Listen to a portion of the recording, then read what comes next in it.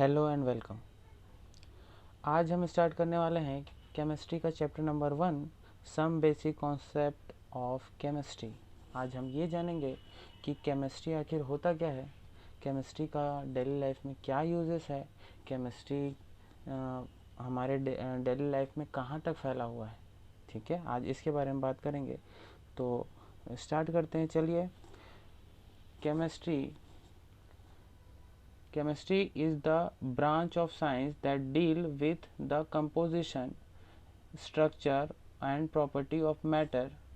Chemistry is called the science of atom and molecule. क्या समझ में आया?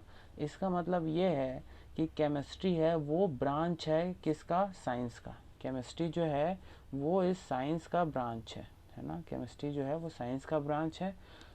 वो डील करता है किस में डील करता है? Composition, structure and properties. मतलब वो डील करता है किसमें? Composition, structure and property of matter. मतलब मैटर का, मैटर मीन्स क्या होता है? मैटर के बारे में बात करें तो मैटर क्या होता है? तो मैटर होता है, इसको हिंदी में कहते हैं पदार्थ, है ना। जो सब्सटेंस क्या करता है? जगह घेरता है। जो सब्सटेंस क्या करता है? जगह घेरता है या एरिया ऑक्यूपाइड करता है ना। इस जगह घेरता है या एरिया ऑक्यूपाइड करता है, और जिसका खुद का मास होता है ना, जिसका खुद का मास होता है उसे कहते हैं मैटर। मतलब मैटर किसे कहेंगे?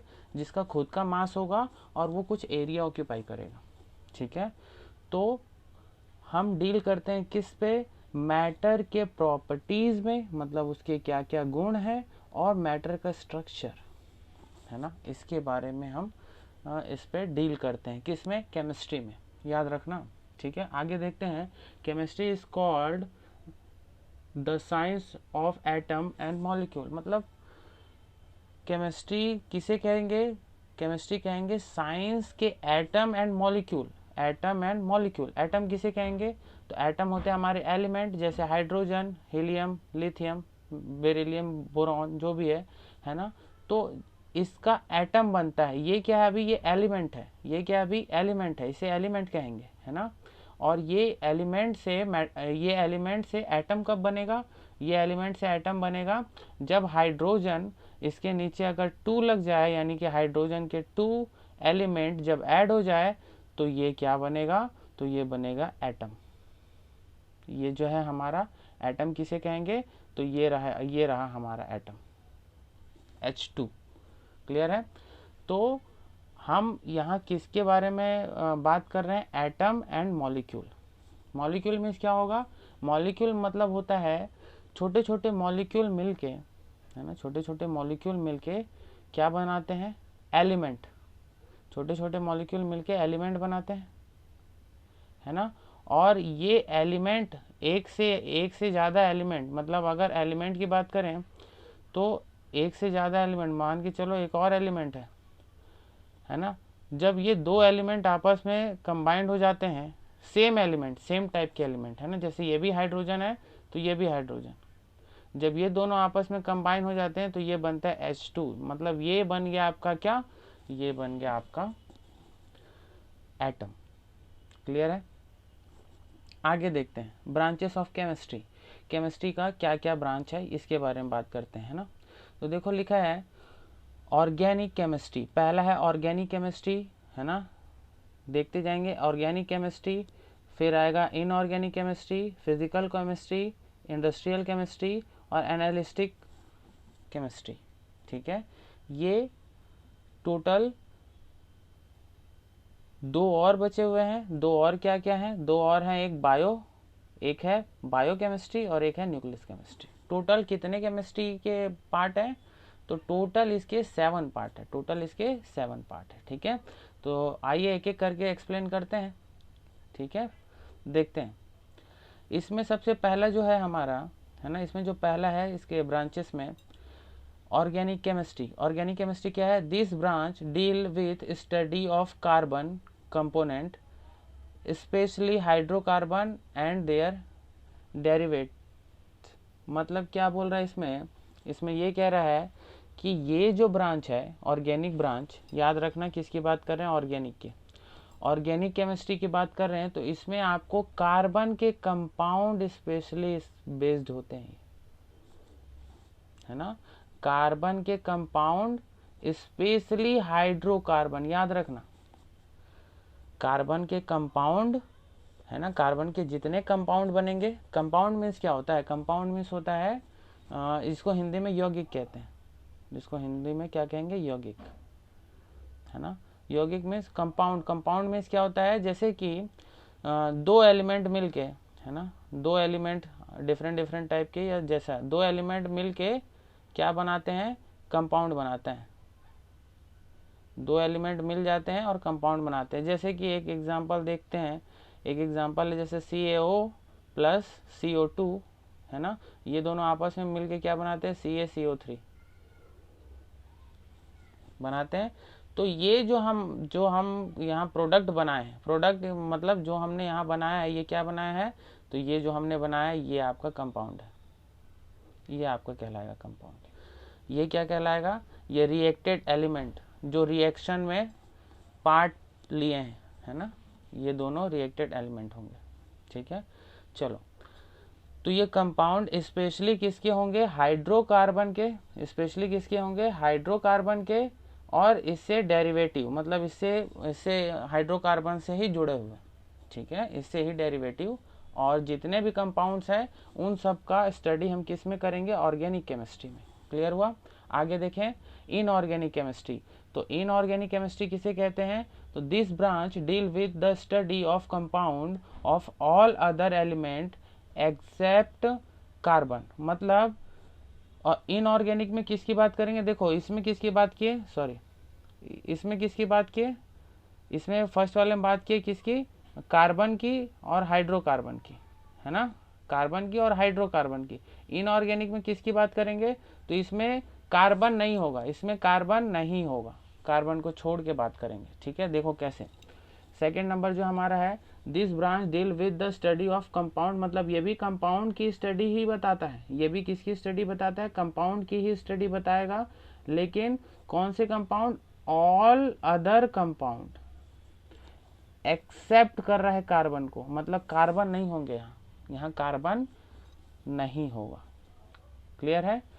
It largely concern itself with the study of mineral found in the earth crust, मतलब जो अर्थ क्रस्ट में जो हमारे को मिनरल मिलते हैं, मिनरल मीन्स क्या होता है, मिनरल मीन्स होता है खनिज, मिनरल मीन्स क्या होता है, मिनरल मीन्स होता है खनिज, खनिज मतलब जैसे कि जो हमारे अर्थ से हमको मिलता है नेचुरली, है ना, उसे मिनरल्स कहेंगे। तो वो मिनरल्स क्या होंगे, उन मिनरल्स के बारे में बात करेंगे, उनके कंपाउंड के बारे में बात करेंगे, सिवाय किसके, कार्बन के, कार्बन नहीं होना चाहिए, ठीक है। इसे कहेंगे क्या, inorganic chemistry.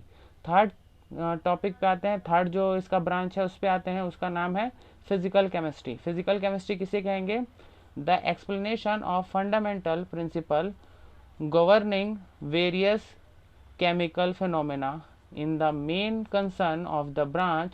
It is basically concerned with law of theory of the different branches of chemistry. क्या समझ में आया, नाम से ही आपको कुछ कुछ समझ आ रहा होगा, नाम से ही इसने क्या बोला, फिजिकल केमिस्ट्री, मतलब इसमें फिजिक्स का भी कुछ ना कुछ योगदान है ना। तो देखते हैं, the explanation of fundamental principle governing various chemical phenomena, मतलब इसमें जितने भी केमिकल फिनोमेना होंगे, फिनोमेना मीन्स फिनोमेना मीन्स क्या होता है, घटना, मतलब एक्सीडेंट या घटना बोल सकते हैं, है ना, या एक्सपेरिमेंट बोल सकते हैं, ठीक है।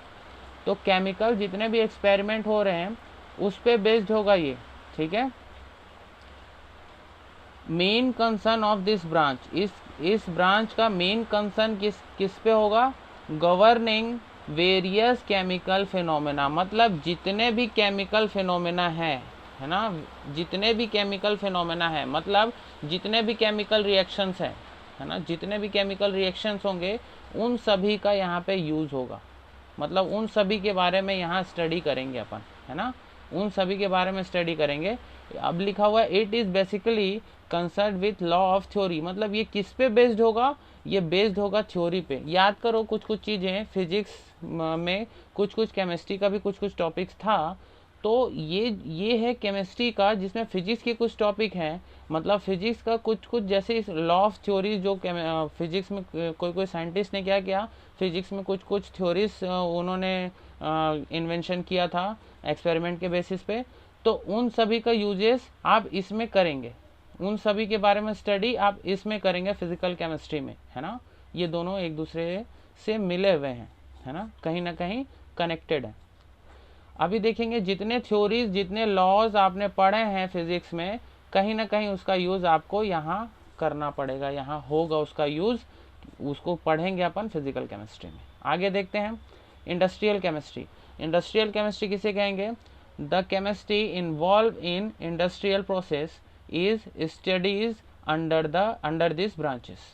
मतलब ये वैसी केमिस्ट्री है जिसमें इंडस्ट्री को इन्वॉल्व किया गया है, और इंडस्ट्रीज के अंदर, इंडस्ट्री मीन्स जो भी हमारे इंडस्ट्रीज है, जैसे कारखाने या जो भी है ना, जितने सारे कंपनीज है वो सभी इसके अंदर है। वो कंपनी के अंदर क्या क्या प्रोसेस होता है, जितनी भी कंपनियां हैं, केमिकल कंपनियां होती है, कुछ कुछ चीज़ें वहाँ बनाई जाती है, स्टील, आयरन, ये सारा, तो वो सभी के अंदर जितने मशीनें होती है उसमें जैसा प्रोसेस होता है, जितने केमिकल चेंजेस होते हैं, केमिकल रिएक्शंस होते हैं, उन सभी के बारे में हम स्टडी करेंगे किस में? इंडस्ट्रियल केमिस्ट्री में। ठीक है, आगे देखते हैं। आगे है एनालिटिकल केमिस्ट्री। एनालिटिकल केमिस्ट्री किसे कहेंगे? This branch deal with the qualitative and quantitative analysis of various substance.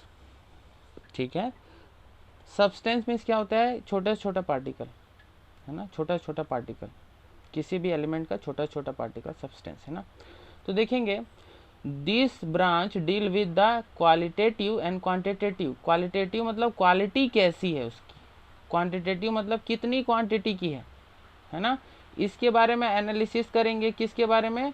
Various substance, जितने सब्सटेंस है उसके बारे में इसमें बात करेंगे, और उस सब्सटेंस में क्या उनकी क्वालिटी है और क्या उनकी क्वांटिटी है, इस बारे में हम स्टडी करेंगे। किस में? एनालिटिकल में।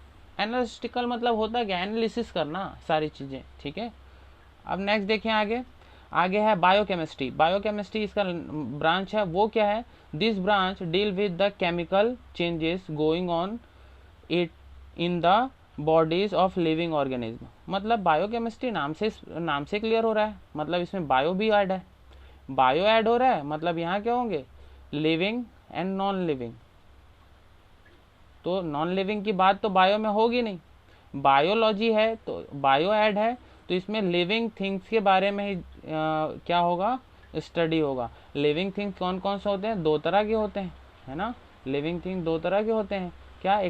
एक होता है प्लांट, है ना, एक होगा प्लांट और एक होगा एनिमल, एक होगा एनिमल, प्लांट और एनिमल, है ना।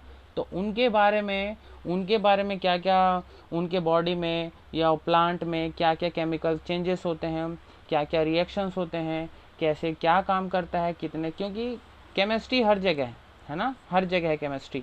तो आपको बायोकेमिस्ट्री में यही सारा कुछ पढ़ना है, प्लांट और एनिमल के अंदर केमिस्ट्री कहाँ कहाँ है। ठीक है, चलो आगे देखें। लास्ट है न्यूक्लियर केमिस्ट्री। तो न्यूक्लियर केमिस्ट्री के बारे में बात करते हैं। इसमें क्या लिखा है? न्यूक्लियर केमिस्ट्री, नाम से ही क्लियर हो रहा है। न्यूक्लियर मीन्स क्या होता है?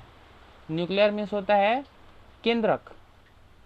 केंद्रक मतलब न्यूक्लियर मतलब केंद्रक, मतलब जो सेंटर पे होता है। जैसे कोई भी एलिमेंट है उसके सेंटर में कुछ चीजें हैं, वही तो कहलाती है न्यूक्लियस, है ना। और ये न्यूक्लियस के अंदर क्या होता है? अगर किसी एलिमेंट के बारे में बात कर रहा हूँ तो न्यूक्लियस के अंदर क्या होता है? प्रोटॉन प्लस न्यूट्रॉन, मतलब प्रोटॉन भी होता है और न्यूट्रॉन भी होता है। याद करो, हमने कल इस बारे में डिस्कस किया था फिजिक्स में, है ना।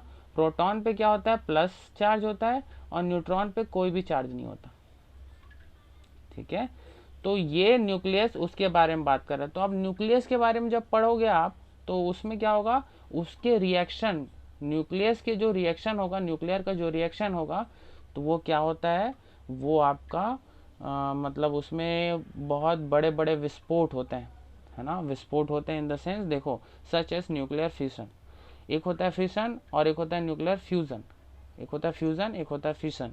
तो जो न्यूक्लियर फिशन होता है ये होता है क्या ना, इसका ये जैसे ये न्यूक्लियस है ये छोटे छोटे पार्ट में टूट जाता है।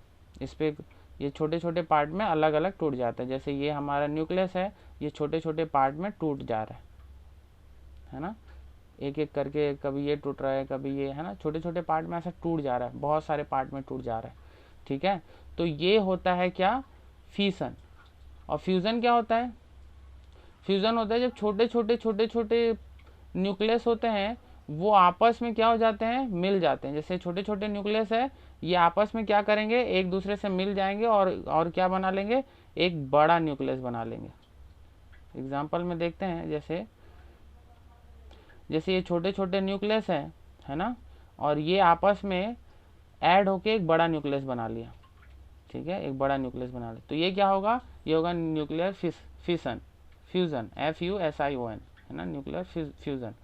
और अगर इसी के जस्ट अपोजिट हुआ, जब ये बड़ा था और फिर उसके बाद छोटे छोटे पार्ट में डिवाइड हो गया, तो ये क्या लाएगा, फिशन।